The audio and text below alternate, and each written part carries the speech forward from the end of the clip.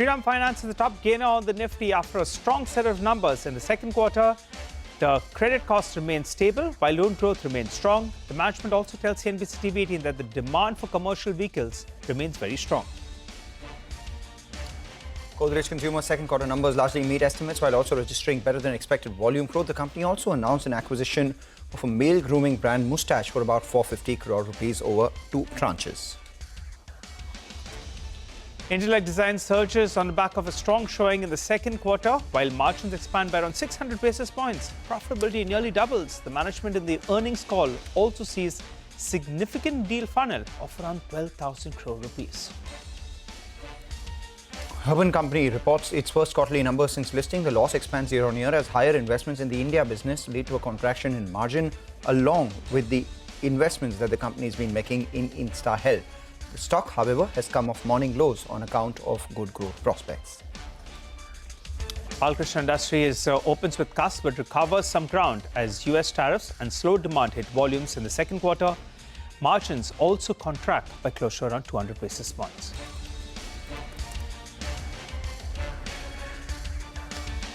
Hello and welcome to Chartbusters. We are coming to you live from the CNBC-TV18 Motilal Oswal studio.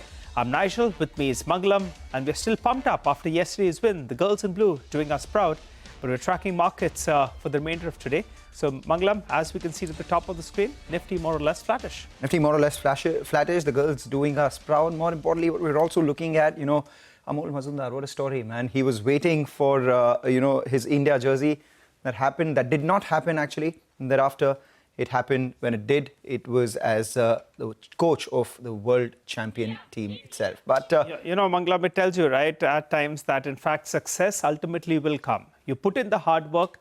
It could be delayed, but it's never ignored. I think Amol Majumdar, wow, great achievement, and happy to see that he's part of this large success that our ladies in blue have managed to achieve. All right, speaking about ladies in blue, let's go across to another lady who has been tracking all the charts. We have Shivangi Sada of Motilal Oswal Financial Services joining in for a quick technical check on the market. Shivangi, it looks like the market's given way to the celebrations that we're seeing in the in the cricket field right now, as a result of which the Nifty is just about flat. Where do you think that goes? Yes, very good morning, Mangalam and Nigel. Thank you for having me. Big proud moment for India, and congratulations to the entire Indian team. Now, of course, we've seen that the markets have fairly cheered up from the lows after the correction of the last 3 to 4 trading sessions, where we saw that the Nifty has given up more than 350 odd points. But overall, there has been excellent support at 23,600 mark, which is being respected as of now. But overall, we have seen that put call ratio has sunk. So, somewhere we are seeing that follow-up momentum is missing in the market, which is why we're witnessing swings from the opening tick today. But overall, we are going with buy on decline in a broader setup because the support-based buying is quite strong. So we're looking at 25,600 as a support immediately, and then positionally 25,500 would act as a good base here for an upside move towards 25,850 and then 25,950 levels. So this was the take on Nifty. Talking about Bank Nifty, of course, we've seen that this has been one leg which has supported the entire market to stand up today. And, somewhere we are seeing that PSU banking stocks have been, the star performers, and they're holding the Bank Nifty near about 58,000 levels. So till the time it holds, above 57,500, there is buy and decline to continue over here for the next targets towards 58,350 odd levels. And 57,500 would be the support to watch out. All right. Hi, Shivangi. Good to see you. And as always, you've given us a call on indices. What about individual stocks? Yes, Nigel. So talking about the strength in Bank Nifty, of course, my first pick would be from this pick, which is Canara Bank. We've seen excellent amount of long build-up in the last 3 trading sessions. In fact, November series started on a very positive note with the positive rollovers that were carried over from October. And we've seen that Canara Bank has been one stock which has resiliently moved in the last 3 months, contributed the most in this entire rally that has, that has been seen in the Bank Nifty. And we've seen that this stock has a very strong, follow-up buying, which is kind of helping the stock to hold at the higher level. So recommending a buy here with a target of 146 levels and a support of 137 levels. And the second pick on my radar would be National Aluminium. We've seen that metal stocks have also started shining, and this has been one stock which has been fairly resilient and stable as compared to the other names.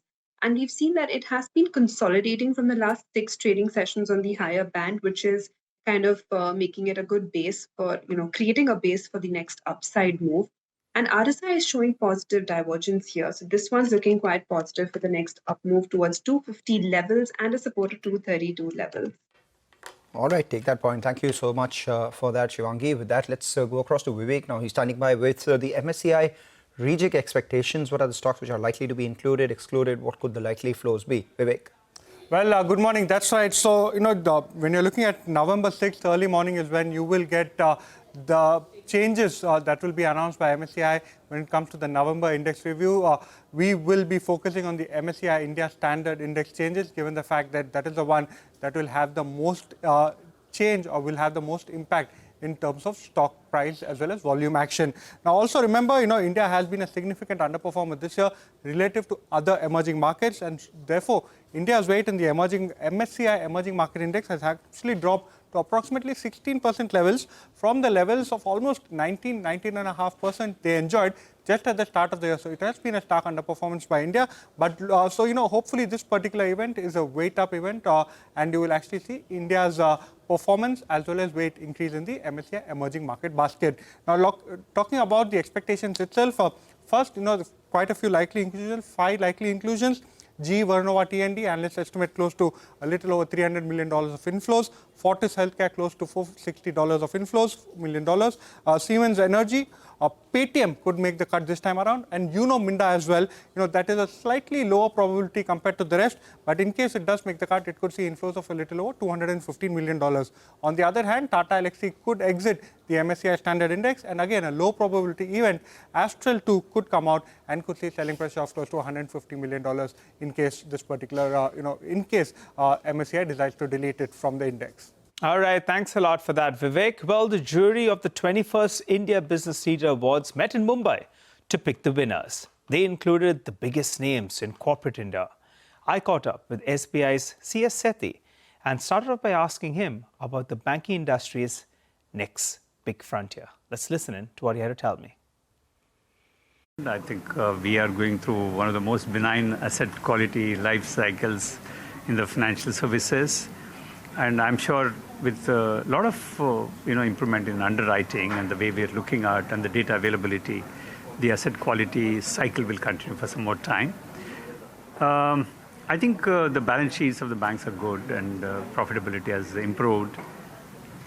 What banks have to definitely look at is in terms of the customer offerings and the expectations from the customers in terms of intuitive customer surveys, personalized and hyper-personalized surveys. We are now focusing on in terms of technology, digitalization, and without losing the human touch. I think that's a unique feature of Indian banking industry now. All right. Asset quality is looking very, very good. You all are adapting as well to the customer needs. But some bit of a niggle in terms of worry is the credit growth pickup is not yet there. The RBI has clearly pivoted towards a pro-growth focus. Do you think we're in for better times and that credit growth uptick that we'd like to see is just a matter of time? Absolutely. I think a couple of things. Of course, as you mentioned, RBI has done, kind of banking reforms 3.0, what I called 22, announcements, which MPs, this is a wide-ranging announcement, which move towards growth orientation, as you mentioned. And more importantly, I think the both fiscal measures in terms of the income tax relief up to 12 lakh rupees and the GST readjustment of the GST rates, the stage is set in my view. And as far as credit growth is concerned, it's not appropriate to say that credit growth is not happening. Some sectors are doing extremely well, yes, obviously. And when we talk about corporate credit, it is waiting for sustained consumer demand in the country, and we see that a visible uptick on the consumption side. And if it is sustained, I'm sure the corporates will come back to the private capital expenditure. Mr. C.S. Sethi sounding extremely optimistic and hopeful that corporate credit is likely to pick up, and the second half of the year we're going to see that big credit growth that we've been talking about. Well, let's move on now, and it's time to highlight our Super Pro chart of the day, powered by Money Control Super Pro, a segment where we turn data into direction. Each day, we pick one chart that sums up the story driving the markets and helps you understand the why behind the what. Here's today's chart and what it means for your next market move. Intellect Design Arena, that's a stock on the screen, showing a descending triangle pattern and a bullish breakout. As you can see, a descending triangle bullish breakout pattern forms when the prices consolidate with the lower highs but strong support and a breakout above the upper line. And if you'd like to access more expert-driven insights and actionable chart patterns like this one, simply scan the QR code on the screen and subscribe to Money Control Super Pro. Plus, this festive season, there's more reason to celebrate. 10 lucky subscribers every day win 1 gram of gold. So don't wait.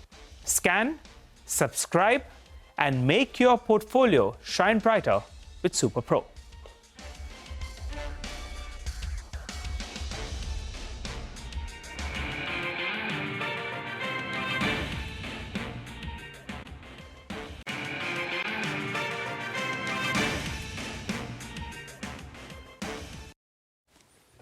Welcome back. The market's picking up pace. In fact, when we started the show, the Nifty was flattish, now sitting with a gain of almost 50 odd points. What has led it higher right now? Over the last few minutes or so, we've seen the Nifty Bank pick up. So the Nifty Bank is now up around 350 points, and that's led the Nifty to actually be higher at the high point of today's trading session. Let's see whether we cross past, what was the earlier support zone, which will now become a bit of a supply zone between 25,850 to 25,900, and we sustain above that or not is something we'll most definitely be tracking. Axis Bank, SBI and BPCL are the stocks which are at the high point of trade. But let's talk about another stock which has been buzzing around. It's Godrej Consumer Products. The company's September quarter numbers, they were largely in line with expectations. This is something that, the street was anticipating given the second quarter update that the company had given. But that itself was better than what the peers had reported, especially in light of what HUL had reported. Absolutely flat performance here, a 3% volume growth the street liked. Apart from that, the company has gone ahead and made a small acquisition. And more importantly, the management commentary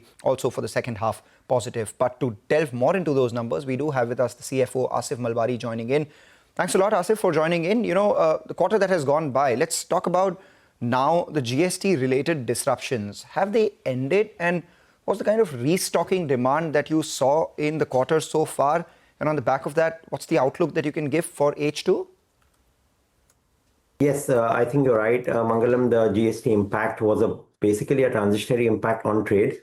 And we did see that in Q2, but we are seeing actually the benefit of some of the trade upstocking coming back in Q3. So to that extent, I can say that the transitionary impact is behind us. The reduction in GST rates in soaps category is definitely a positive for us. It is going to result in better demand environment. And in the medium term, this should be kind of positive. We're seeing a normal festive kind of impact in terms of secondaries. So we've kind of guided the street that we should be on track to deliver high single-digit volume growth for the year in India, which is what we had guided in the beginning of the year. All right, just to clarify that, Asif, you're targeting high single-digit volumes in India for the second half or for the full year? We are. So I think some of the losses which we saw in Q2 onto a volume because of transitionary impact should get made up in Q3 and Q4.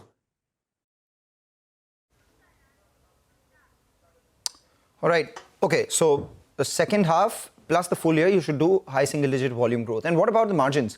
India business margins, when do they go back above that 24% normative range that you spoke about earlier?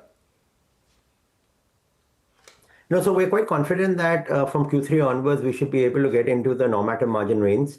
We also had guided the street that we should be able to deliver double-digit EBITDA for India business and for the consolidated business.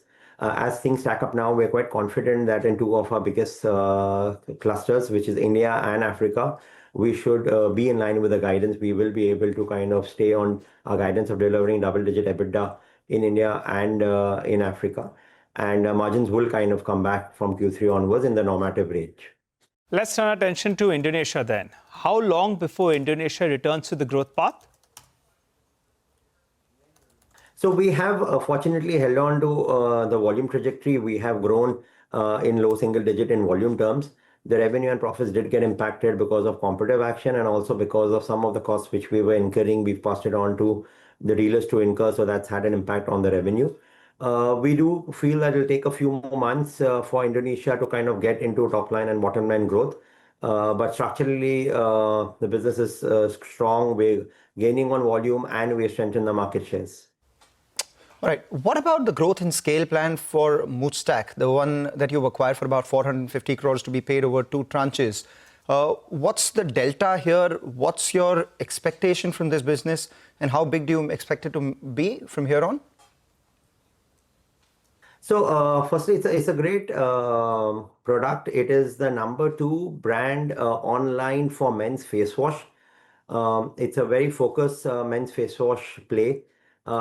It's a category which is aligned to soaps, and hence it is extremely strategic for GCPL from that perspective. So we are quite excited with the potential of GCPL using its GTM to kind of expand reach for this business. And hence, to that extent, the ability to scale this seems to be quite high. Right, ability to scale is quite high. So, the GTM difference between yours and theirs is also a lot, right? So, could you quantify that? How much could the revenue be in the next 3 to 4 years? Mangalam, we do see this business becoming close to anything between 4 to 5 times in terms of size. So we do see a drastic kind of scale up of the business over the next, say, a band of 3 to 5 years. But what are the current EBITDA margins for this business? So definitely it should be margin accretive. We definitely will ensure that this business will, if nothing else, be at the same levels of EBITDA which GCPL has after significant investments being made in ATL. Because as we start scaling this brand into GT, etc., there could be scale up of ATL spends which we may do. But again, it's a unique business because a large part of the B2C businesses are currently not profitable, and this is a profitable business which we are acquiring. Asif, what's the update on pet care? How long before the national launch? We're in the test market, so we've launched it in Tamil Nadu, as you are aware. It's kind of meeting action standards. We are gaining sequential volumes every month. So, we are on track to kind of expand the footprint in a couple of quarters. All right, in a couple of quarters is where you will go for national launch out there. What about the further diversification plan that you have? Because, ever since the new management has taken over, you've entered a lot of new categories, which include the likes of now toilet cleaner, they have the fabric wash, etc. So do you have a sense on, what kind of revenue mix would the company have over the next, say, 3 to 5 years? No, thanks for the question. It's an interesting one. We do have a strategy which we call as the 2040 strategy as to where do we want to see GCPL at. I wouldn't be able to kind of give a guidance in terms of a number, but definitely TAM expansion is a significant part of that strategy. Given some high growth categories where we do believe we have a right to win, and we're kind of doing that in a staggered manner in terms of entering these categories. As you mentioned that in the last quarter, we made entry in terms of the toilet cleaners market. We've launched Godrej Pick, which is a very unique formulation, which is a stain block formulation, which allows for 5 days stains to be blocked after usage, and hence a great product. We do see a higher growth coming in from some of these new age categories compared to a few categories where the penetration levels are extremely high. So you will see a shift between categories spanning out as some of these new categories start reaching a higher inflection point, which should happen in a couple of years from now. Well, Asif, how long before volumes go to double digits? I think the demand conditions have been, I would say, in various parts, there was a bit of consumption stress earlier in rural. Things are looking better as we speak now. With GST, there is likely to be a consumption boost. So I think if demand conditions improve and some of our new plays become into slightly more larger to kind of contribute, we should kind of get back into our North Star, which is double-digit volume growth in India. At this year, we've guided ourselves on high single-digit volume growth, and we're quite confident that we should be able to get there. All right, confident of high single-digit volume this year, and if demand sustains, then maybe a North Star of double-digit volume in the next year itself. Wish you good luck. The street likes your numbers. More importantly, they like the outlook that you've given us, and the onus is now on the second half for margin expansion and volume growth as well. With that, we'll get back on the markets and stock-specific action after this short break. That's the management of Godrej Consumer. Stock holding up with a gain of nearly 5%.